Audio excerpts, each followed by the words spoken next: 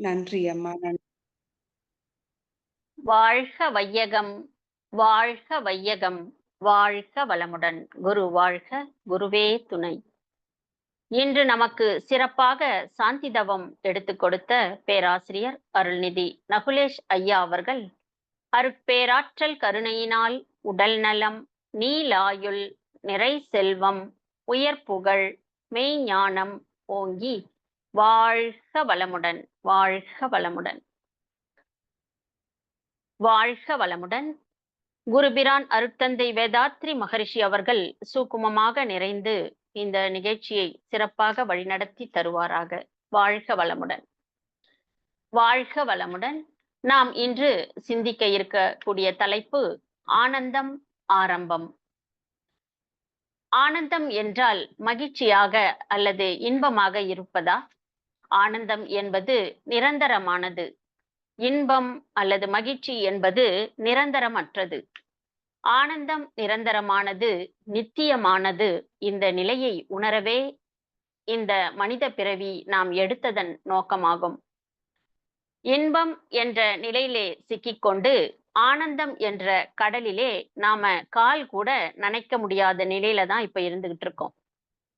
இன்பம் துன்பம் அப்படின்னா என்னன்னு தெரிஞ்சாதான் அடுத்த நிலையான அமைதி, அதற்கடுத்து நிறைவாக ஆனந்த நிலைக்கு நாம் செல்ல முடியும்.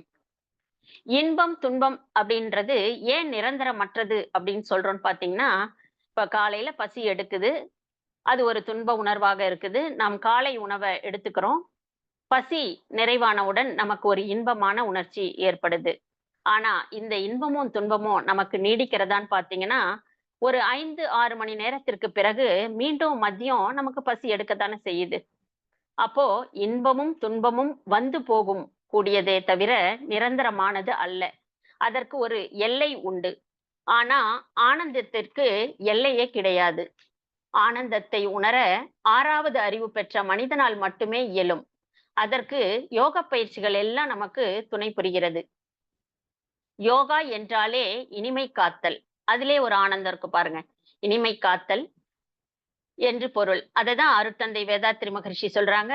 உடலுக்கும் உயிருக்கும் இனிமை காத்தல், உயிருக்கும் மனதிற்கும் இனிமை காத்தல், தனக்கும் சமுதாயத்திற்கும் இனிமை காத்தல், தனக்கும் இயற்கைக்கும் இனிமை காத்தல்.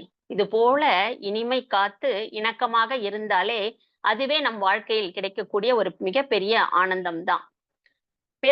பிறப்புக்கும் இறப்புக்கும் இடைப்பட்ட இந்த மனித வாழ்க்கையில ஆனந்தம் என்கின்ற நிலைத்த நீடித்த இன்ப நிலை எப்போது மனித வாழ்வில் ஆரம்பமாகும் பாத்தீங்கன்னா, ஆனந்த நிலையை அடைய நம் மனம்தான் முதலில் அமைதி நிலைக்கு சென்று நிலைக்க வேண்டும். ஆனா அப்படி இருக்கா என்று பாத்தீங்கன்னா இல்ல. மனித மனம் உணர்ச்சி வயப்பட்ட நிலையிலேயே 5 புலன்களின் மூலம் இன்ப துன்ப உணர்ச்சிகளிலேயே சிக்கிக்கொண்டு துன்புற்று கொண்டு இருக்கிறது. வெளிப்புற பொருளோ அல்லது வெளிப்புற நபரிலிருந்து வரும் காந்த அலையானது நம் உடலில் உள்ள ஜீவகாந்த அலை மீது ஏற்படுத்துகின்ற ஒரு உரசல். சாமிஜியோட வார்த்தை எல்லாம் பாருங்க. ஒரு உரசல் அல்லது ஒரு தாக்கம், அப்படி அதனால் ஏற்படக்கூடிய அந்த அதிர்வு தான் உணர்ச்சியாக வெளிப்படுது. இந்த உணர்ச்சி எழுச்சி பெறும்போதுதான் நாம் அந்த விஷயத்துல இன்பமோ துன்பமோ நாம் உணரப் பெறுகிறோம். நாமோ எண்ணம் சொல் செயலால் யாருக்கும் துன்பம் தரக்கூடிய செயலாக இல்லாமல் இருந்தால் அது இன்பம். தீமை தரக்கூடிய செயலாக இருந்ததுன்னா அந்த விளைவை ஏற்றுக்கொள்ளாத ஒரு மனநிலை தான் துன்பம்னு சொல்றோம். அப்போ நாம இன்ப துன்ப உணர்ச்சி நிலையை தாண்டி வரணும். அப்படி இந்த இரண்டும் வந்தாலும் நடுநிலைமையை நாம் ஏற்று அந்த இரண்டையும் கடந்து செல்லும் பக்குவத்தையும் நம்முடைய மனம் அடைய வேண்டும். அப்போதுதான் அமைதி என்ற ஒரு நிலைக்கு சென்று அந்த ஆனந்த நிலையை நம்மளால் உணர முடியும். நம் உடலிலே 5 புலன்களின் இயக்கத்தால மனம் இயங்கிக் கொண்டே இருக்குது. இந்த புலன்களை இயக்குவதற்காகவும் நம்ம மனம் இயங்குது. இதைத்தான் சாமிஜி மனம் என்பது ஒரு ஜீவகாந்த அலை அப்படின்னு சொல்றாங்க. ஒரு பொருட்மேலேயோ பிடிச்ச விஷயத்து மேலேயோ நமக்கு இன்பம் இருந்தா அது நிலைச்சு இருக்கான்னு பாத்தீங்கன்னா, ஒரு 9th ஸ்டாண்டர்ட் படிக்கிற ஒரு மாணவனுக்கு மொபைல் வாங்கி அதை யூஸ் பண்ணணும்னு ஆசையா இருக்கு. அதுல ஒரு இன்பம் இருக்கு. அதுலதான் அந்த இன்பம் இருக்குன்னு அந்த மாணவன் நினைக்கிறான். அப்படி நினைக்கும் பொழுது அவன் அடம் பிடிச்சு அவங்க பெற்றோர்கள் அதை வாங்கியும் கொடுத்துறாங்க. அத அந்த குழந்தை யூஸ் பண்ணுது. யூஸ் பண்ணும்போது, அதுக்கு ஒரு பெரிய மகிழ்ச்சி, ஒரு இன்பமாக இருக்கிறது. ஆனா, அதிலேயே ஒரு அடிக்ஷன் ஆகி, அதை தொடர்ந்து இயக்கிக் கொண்டிருக்கும் பொழுது, அதனுடைய அதற்கு உள்ள இருக்கிற அந்த ஜீவகாந்தம் ஒரு இழப்பையும் ஏற்படுத்துது. கண்கள்லாம் பிரச்சனைக்குரியாகுது. படிப்பு மேல ஆர்வம் குறையுது.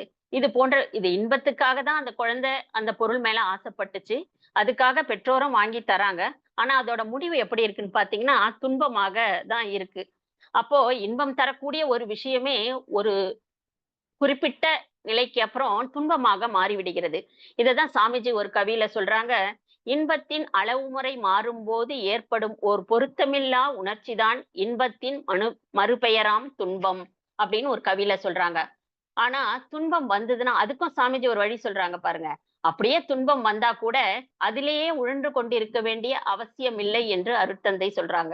அருட்தந்தையின் சிறப்பே ஒரு செயலுக்கு தகுந்த விளைவு உண்டோன்னு சொல்லுவாரு. அது இன்பமாக, துன்பமாகவும் இருக்கலாம். துன்பமாக இருந்தா, அந்த நிலையிலே நீங்க நீடிக்க வேண்டாம். அதிலிருந்து மீண்டு வர பயிற்சிகள், தத்துவங்கள், நிறைய கவிகள சொல்லி மீட்டெடுக்கும் வழிமுறைகள் எல்லாம் அருட்தந்தை நமக்கு சொல்லிக் குடுத்துட்டு போயிருக்காங்க. இன்னொரு கவியில, "வந்த துன்பம் ஏற்று சகித்து அவற்றை போக்க வழிகண்டு முறையோடு ஆற்றி இன்பம் காத்து எந்த துன்பம் வரினும் எதிர்நோக்கி நிற்பேயால் இன்பமே மிகுதிப்படும் துன்பம் தோல்வியுறும்னு" ஒரு கவியில சொல்லியிருக்காங்க. மனித குலத்திற்கு ஏற்படும் துன்பத்தை 6வது அறிவு கொண்டு போக்கிக் கொள்ள வேண்டும். இன்பம் நிலைக்க வேண்டும். அப்போதுதான் மனம் அமைதிக்குச் சென்று நிலைத்து ஆனந்தத்தை அனுபவிக்கும். நாம் அதற்கு என்ன செய்ய வேண்டும்னு சாமிஜி சொல்றாரு. செயலில் ஒழுங்குதான் நம் வாழ்வில் துன்பத்தை போக்கக்கூடிய முதல் விஷயமாக அருட்தந்தை சொல்றாங்க. அப்போ செயல் ஒழுங்கு எதுக்கெல்லாம் எடுக்கணும்னு பார்த்தீங்கன்னா, உடலில் ஏற்படும் உடல் துன்பத்தையும், மனதில் ஏற்படும் மனத் துன்பத்தையும் நம்ம முதல்ல போக்கிக்கணும். இயற்கையும் அறிவும் அப்படின்ற தலைப்புல, இயற்கையிலே நிகழ்ச்சிகள் எல்லாம் கணித்து பார்க்க இன்பம் துன்பம் அன்றி பயன் வேறுண்டோ?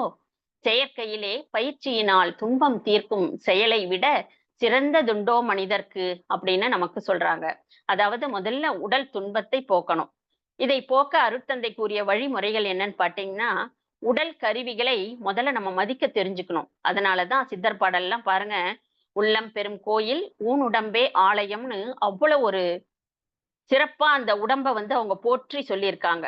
அப்போ அப்படிப்பட்ட இந்த உடல் கருவிகளையும், உடல் உடலையும் அளவு முறையோடு நாம் பராமரிக்க வேண்டும். நாம கூட செய்யக்கூடிய செயலான உணவு உண்பது, உறக்கம், உழைப்பு, ஆண், பெண் உறவு, எண்ணம் இந்த 5ல் வந்து அளவு முறையோடு நம்ம கடைபிடிக்க வேண்டும். அதிலிருந்து மாறவும் கூடாது, அளவு முறை மீறவும் கூடாது, முறை மாறி அதனை அனுபவிக்கவும் கூடாது. அளவு முறையோடு அனுபவிக்க வேண்டும் என்ற எண்ணத்தை நம் உடலில் ஜீவகாந்த களத்தில் நாம முதல்ல பதிய வைக்க வேண்டும்னு சொல்றாரு அருட்தந்தை. எண்ணம் தான் சொல்லாக மாறி செயலாக மாறுது. அதனால உடலை நலமாகவும், வளமாகவும், ஆரோக்கியமாகவும் வைத்துக்கொள்ள ரத்த ஓட்டம், வெப்ப ஓட்டம், காற்றோட்டத்தை ஒழுங்குபடுத்தி நம்முடைய உடல் துன்பமாகிய நோய் வராமல் தடுப்பதற்கும், அப்படி வந்துருச்சுன்னா அந்த நோயை போக்கிக் கொள்வதற்கும் மனவளக்கலை யோகாவில் எளிய முறை உடற்பயிற்சியை அருட்தந்தை வடிவமைத்து கொடுத்திருக்காங்க. அதை வடிவமைத்து கொடுத்ததோடு மட்டுமல்லாம, தானும் அத பல வருஷங்கள் செய்து நலமாக 96 வயது வரை வாழ்ந்து காட்டி, நமக்கு ஒரு உதாரண அவதார புருஷராக திகழ்ந்து சென்றிருக்கின்றாங்க அருட்தந்தை அவர்கள். நாம் அனுபவத்திலேயே தினமும் உடற்பயிற்சி செய்யும்போதே ஒரு ஆனந்த அனுபவம் நமக்கு கிடைக்கும் தான். அத உணர்ந்து நம்ம ஒரு உடற்தவமாக செய்யும் பொழுது, அதை நம்ம எல்லாராலயுமே உணர்ந்து கொள்ள முடியும். சில பேர் சொல்லுவாங்க, "நான் விடாமல் உடற்பயிற்சி செய்யறேன். ஆனா சில குறிப்பிட்ட நோய் போக மாட்டுது." ஏன்? சந்தேகம் கேட்கறாங்க. அந்த சம்பந்தப்பட்ட உறுப்புகளுக்கு மதிப்பு குடுக்கிறோமா அப்படின்னு பார்க்கணும். 5ல் அளவு முறையை நாம் பின்பற்றுகிறோமா அப்படின்னும் பார்க்கணும். அப்பன் பின்பற்றுகிறோமா என்று நாம் அகத்தாய்வு செய்தும் பார்க்க வேண்டும். நம்மள் குறைகளை அறிந்து, நம்மகிட்ட இருக்கிற குறைகள் எல்லாம் அறிந்து, அவற்றை நீக்க முயற்சி செய்யவும் வேணும் அப்படின்னு அருட்தந்தை அவர்கள் வலியுறுத்தி சொல்றாங்க நமக்கு. இன்னொரு கவியான, "மனத் தூய்மை, வினை தூய்மை மனிதன் வாழ்வில் மகிழ்ச்சி, இனிமை, நிறைவு, அமைதி நல்கும். மனம் உயர நேர்மை வழி. அகத்தவமாம் அப்படின்னு அதுல சொல்றாங்க. இப்போ ஒரு சர்வே சொல்லுது, உடலுக்கு ஏற்படும் துன்பம் 10% தான். மனதிற்கு ஏற்படும் துன்பம் 90% அப்படின்னு ஒரு சர்வே வந்து நமக்கு சொல்லுது. மனித மனதை சரியாக வலிமையோடு வைத்துக் கொள்ள வேண்டும். அதுக்கு நல்ல மனதிடம் வேண்டும். அதுதான் மகாகவி பாரதி சொல்றாங்க, "மனதில் உறுதி வேண்டும், வாழ்க்கையில் தெளிவும் வேண்டும்" அப்படின்னு ஒரு கவியில சொல்லியிருக்காங்க. மன உறுதி, மன வளம் பெருக்கிக் கொள்ள அகத்தவ பயிற்சிகளை எளிய முறையில் வடிவமைத்து கொடுத்துள்ளார்கள் அருட்தந்தை அவர்கள். இதனால நம்முடைய மனத்துன்பம் போக்கப்படுகிறது. மனத்துன்பம் போக்க மனதிற்கான பயிற்சி தான் அகத்தவம், தியானம், மெடிடேஷன் அப்படின்னு சொல்றது எல்லாமே. மனிதன் பல பிறவிகளை எடுத்து உணர்ச்சி வயப்பட்ட நிலையில வாழ்ந்தே பழகிட்டான். உடலில் உள்ள ஜீவகாந்த ஆற்றலை ஒரு இடத்தில் குவித்து மன துன்பத்தை போக்கும் மருந்தாக மாற்றுவதுதான் அகத்தவம், தவ பயிற்சிகள். உடல் முழுவதும் ஜீவகாந்தம் சுழன்று கொண்டே இருக்குது. சுழற்சியினால உடல் முழுவதும் ஒரு வலுவும், திணிவும் நமக்கு ஏற்படுது. எந்த அளவுக்கு நம்ம உடம்புல காந்த திணிவை பெருக்குகிறோமோ, அந்த அளவுக்கு ரசாயனத்தன்மை இயற்கையாகவே நம் உடலில் உற்பத்தி ஆகறதாக நம்ம அறிவியல்ல சொல்றாங்க. இந்த ரசாயனம் உடலின் ஓட்டத்தில் உள்ள தடைகள் எல்லாம் சரி செய்யக்கூடியதாக கண்டுபிடிச்சிருக்காங்க. இது இந்த ரத்த ஓட்டம், வெப்ப ஓட்டம், காற்றோட்டத்தில் உள்ள தடைகளை எல்லாம் சரி செய்கிறது. அதனால அ அதில் ஏற்படும் தடைகள் தான் நம் உடம்புக்கும், மனசுக்கும் நோயாக மாறுது. உடல், மனம் சரியாக இருந்தாலே உயிர் வளம் பெறுகிறது. இருந்தாலும் சாமிஜி ஒரு உச்சக்கட்ட பயிற்சியாக உயிர் சக்தியை உடலில் பெருக்கிக் கொள்ளவும், அதை தரமாகவும், திறமாக மாற்றிக்கொள்ளவும் காயகல்ப பயிற்சியை நமக்கு கொடுத்திருக்கிறாங்க. உடல் மன துன்பங்களை போக்க செறிவூட்டப்பட்ட காந்தம் நம் உடலுக்கு மிக அவசியம். இந்த காந்தம் ஜீவவித்து குழம்ப சரி செய்து, இதற்கு உடற்பயிற்சி, தவப்பயிற்சி, காயகல்ப பயிற்சி இவையெல்லாம் உதவி செய்யுது. இதையெல்லாம் செய்தாலும் சமயத்துல சாமிஜி வாழும் காலத்திலேயே இந்த கேள்வி அன்பர்களிடமிருந்து எழுந்ததுதான். இதெல்லாம் செய்தாலும் சமயத்துல சாமிஜி அமைதி குறையதான் செய்யுது. உடல் துன்பம் சில சமயத்துல ஏற்படுது. மனத்துன்பமும் வருகிறதே ஏன் சாமிஜி அப்படின்னு கேட்டிருக்காங்க. அதுக்கு அருட்தந்தை அவர்கள் கொடுத்த பதில் பாருங்க. அன்பர்களே, அங்கு நீங்கள் ஆராய்ச்சி செய்யுங்கள் அப்படின்னு சொல்றாரு அருட்தந்தை அவர்கள். அகத்தாய்வு செய்யுங்கள். உங்க கிட்ட என்ன குறைகள்லாம் இருக்குது என்று ஆராய்ச்சி செய்யுங்க. அறிவின் குறைபாடுதான் வாழ்க்கை சிக்கல்களுக்கு அனைத்துமே காரணம் என்று நமக்கு ஒரு விழிப்பு உணர்வை ஏற்படுத்தினாங்க சாமிஜி அந்த இடத்துல. அப்போ அறிவு என்றால் என்னன்னு நமக்கு தெரியணும். அறிவின் குறைபாடுன்னு சொல்லிட்டாங்க. அப்ப எங்க குறையுது? அப்ப அந்த அறிவுனா என்ன? அப்படின்னு நாம் தெரிஞ்சுக்கணும் இல்லைங்களா? அதை விலக்கிக் கொள்ள முயற்சி செய்த அருட்தந்தை அவர்களுக்கு கிடைத்த விடைதான் மனித குலத்திற்கு மனவளக்கலை பயிற்சிகளாக உடற்பயிற்சி, தவப் பயிற்சிகள், காயகல்ப பயிற்சி, அகத்தாய்வு பயிற்சிகள். அதுல வாழ்க்கை தத்துவம், எண்ணம் ஆராய்தல், ஆசை சீரமைத்தல், சினம் தவிர்த்தல், கவலை ஒழித்தல், நிறைவாக இதிலெல்லாம் சரி செஞ்ச உடனே கிடைக்கக்கூடிய அந்த ஆனந்தத்தை உணரக்கூடிய நிலைதான் நான் யார் என்ற தத்துவம். இதில் ஒரு கவில சொல்லியிருக்காங்க சாமிஜி, ஐம்புலன்கள் மூலமே இன்பமோ, துன்பமோ அனுபவித்தே சலிக்கும் அந்நிலையில் உண்டாகும் அறிவறியும் ஆர்வத்தில் அகத்தவ பயிற்சிகள் பெற்று ஐம்புலன்களை தாண்டியே அறிவு உயிரில் நிலைத்து அதன் கதை முழுவதும் உணரும் அறிவு நிலை, ஆதிநிலை இரண்டும் ஒன்றாய்க் கண்டு அமைதி பெறவே பேரின்பமே அப்படின்னு மருத்தந்தை சொல்லியிருக்காங்க.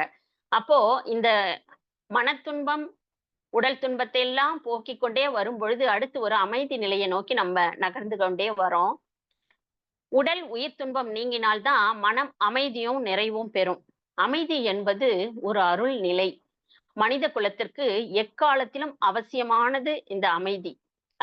அதற்காக தான் சாமிஜி பாடுபட்டாங்க. தனி மனித அமைதிதான் உலக அமைதிக்கே வித்திடும் சொல்லிட்டு தனி மனிதனுக்கு தேவையான அத்தனை வழிமுறைகளையும் சொல்லிக் கொடுத்து சென்றிருக்காங்க அருட்தந்தை அவர்கள். அந்த அமைதி தற்காலிகமாக இல்லாமல் நிரந்தரமாக அமைய வேண்டும்.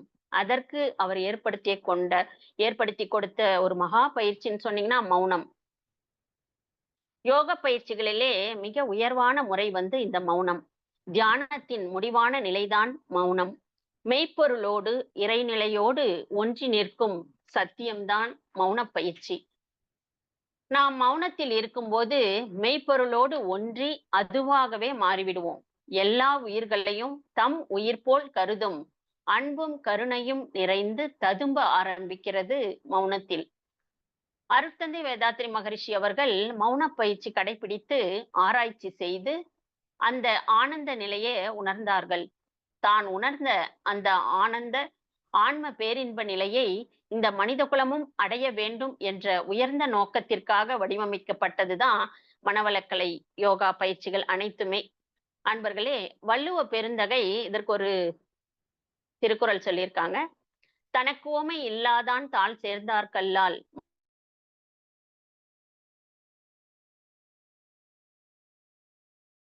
இறைநிலை, இறைவன் எப்படி வேணா நம்ம வச்சுக்கலாம். அதுல நாம் கரைந்து போகின்ற அளவுக்கு பயிற்சிகள் செய்யும் போது துன்பம் நீங்கி எப்பொழுதும் இன்பமாக ஆனந்தமாக இருக்கலாம். துன்பம் நீங்க ஆனந்த அனுபவம் பெற இறைவனோடு இணைந்து உறவாடி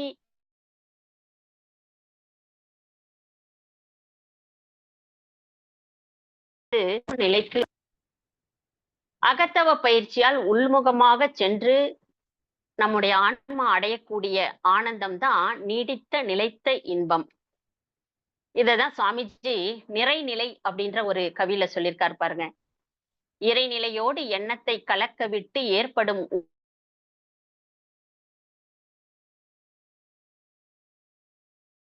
நித்தம் நித்தலில் இயங்கு மட்டும் உறைந்து உறைந்து இந்நிலையில் பழகிக்கொள்ள உலக இன்பங்களிலே அளவு கிட்டும் கரை நீங்கி அறிவு மெய்ப்பொருளாய் நிற்கும் கரைந்து போம் தன் முனைப்பு காணும் தெய்வம் அப்படி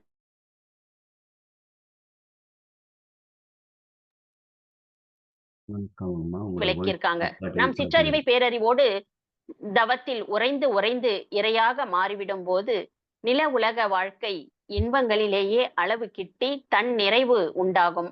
ஆன்ம கலங்கங்களாகிய கரைகள் நீங்கி அறிவானது உண்மை பொருளாகவே உணரப்பெறுவதால் தன் முனைப்பு தான்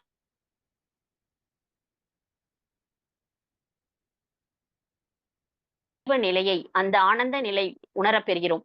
இந்நிலையை அறிவதற்கும் அடைவதற்கும் எடுத்ததே இந்த மனித பிறப்பு. எந்த ஒன்றை பிறருக்கு கொடுக்க முடியாதோ, பிறரிடமிருந்து நாம் பெற முடியாதோ, அதுதான் அமைதி நிலையின் எல்லையான அந்த ஆனந்தம்.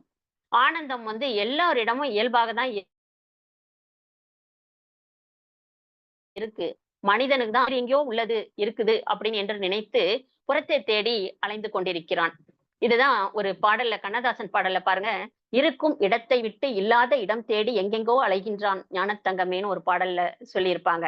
அப்ப அந்த ஆனந்தத்தை வெளியே தேடுவது சுலபமா, நம் உள்ளே தேடுவது சுலபமா அப்படின்னு பார்த்தா நமக்குள்ளே தேடுவதுதான் சுலபமான முறை.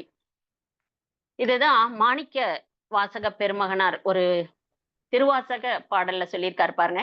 தந்தது உன் தன்னை கொண்டது என் தன்னை சங்கரா ஆர்கோலோ சதுராம் அந்தம் ஒன்றில்லாத ஆனந்தம் பெற்றேன் அப்படின்னு இறைநிலையோடு அவரு பேசியிருக்கிறது சொல்லியிருக்காங்க. அதாவது சங்கரனே எனக்கு நீ கொடுத்தது உன்னை, நான் இறையாகவே அவர் மாறிடுறாரு. அதற்கு ஈடாக என்னை நீ ஏற்றுக்கொண்டாய், அதனால் யான் முடிவு இல்லாத ஆனந்தத்தை அடைந்தேன் அப்படின்னு இந்த கவியோட விளக்கமா இருக்கு.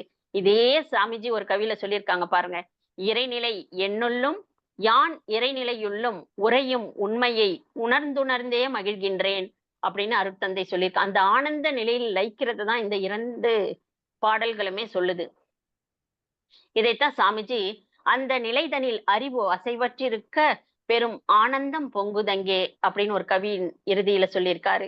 இறை உணர்வு என்ற ஆனந்த நிலை எய்த மனவளக்கலை பயிற்சிகள் செய்து அறவாழ்வு வாழ்வோம். அன்பர்களே, என்றும் நாம் மனவளக்கலையில் இணைந்தோமோ, அருட்தந்தை வேதாத்ரி மகரிஷி அவர்களை அருட்குருவாய் அடைந்தோமோ, அன்றே நம் வாழ்வில் ஆனந்தம் ஆரம்பமாகிவிட்டது.